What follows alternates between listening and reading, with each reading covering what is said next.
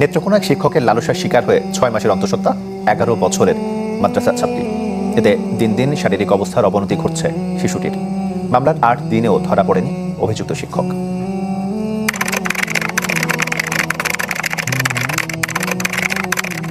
11 বছরের বাচ্চার পেটে বাচ্চা পাওয়া গেছে, এটা সত্য, কিন্তু বাচ্চার বাবাকে সেটা কি ফেসবুকের কোনো কন্টেন্ট ক্রিয়েটর ঠিক করে দেবে, নাকি সায়েন্টিফিক ডিএনএ টেস্টের মাধ্যমে এটা যাচাই বাছাই করা হবে?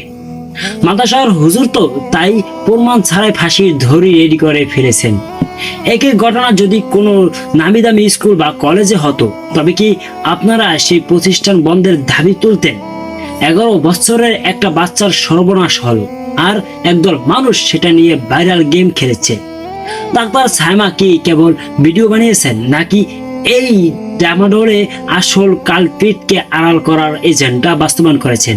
বাচ্চার আসল পিতাকে ঘরে লুকিয়ে রাখা হয়েছে। আজ পর্দা ফাঁস করব সেই সব ভাইরাল শিকারী আর গভীর ষড়যন্ত্র। এবার মূল আলোচনা আসা যাক, ডাক্তার সাইমা ও ভাইরাল হওয়ার নেশা। নেত্রকোনায় এই ঘটনার মূল কালপিট হচ্ছে এই ডাক্তার সাইমা রহমান। তিনি মূলত একজন কন্টেন্ট ক্রিয়েটর। তিনি বুঝিয়েছেন এটা হবে একটা সুপার ভাইরাল ইস্যু, ব্যাস কোনো তথ্য প্রমাণ ছাড়াই ভিডিও বানিয়ে ছেড়ে দিলেন। তার পোস্ট এখনো ফেসবুকে আছে, দেখুন কি লিখেছেন তিনি। কোনো এভিডেন্স নেই, কোনো তদন্ত নেই, সরাসরি মাদ্রাসার শিক্ষকের ওপর দায় চাপিয়ে দিলেন সাইমা সাহেব। আপনি কি জানতেন না যে ডিএনএ টেস্ট ছাড়া পিতৃত্ব নিশ্চিত করা অসম্ভব? নাকি আপনি জানতেন যে মাদ্রাসার নাম নিলেই বেশি ভিউ পাওয়া যায়? আপনার এই একটা ভিত্তিহীন ভিডিওতে আজ একজন মানুষের সম্মান আর একটা শিক্ষা ব্যবস্থা আজ ধ্বংসের মুখে। 11 বছরের বাচ্চার পেটে বাচ্চা পাওয়া গেছে, এটা মেডিকেল রিপোর্ট, কিন্তু বাচ্চার পিতা কে? এটা কি সাইমা বা কোনো ফেসবুক ইউজার নিশ্চিত করেছে? আমি যদি আজ গিয়ে বলি যে অমুক আমার ক্ষতি করেছে, আপনি কি কোনো প্রমাণ ছাড়া সেটা নিউজ করে দেবেন?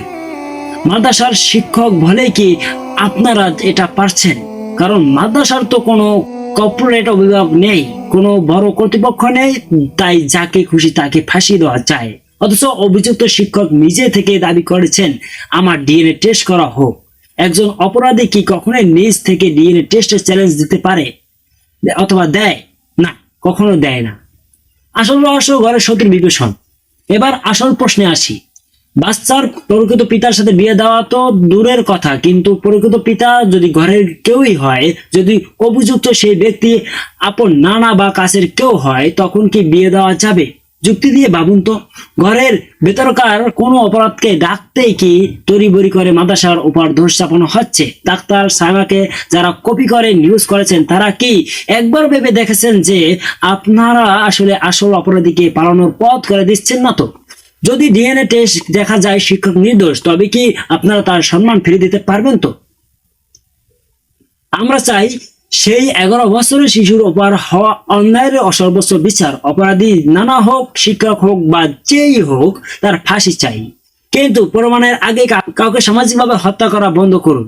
যারা ভিউ পাওয়ার জন্য বা মাদ্রাসাকে হ্যায় করার জন্য মিথ্যা প্রোপাগান্ডা ছড়াচ্ছেন, তাদের আসল চেহারা চিনে রাখুন। আপনারা কি মনে করেন ডিএনএ টেস্টের আগে কি কাউকে এইভাবে অভিযুক্ত করা ঠিক, নাকি ডাক্তার সাইমাদের মতো ভাইরাল শিকারীদের এখনই থামানো উচিত?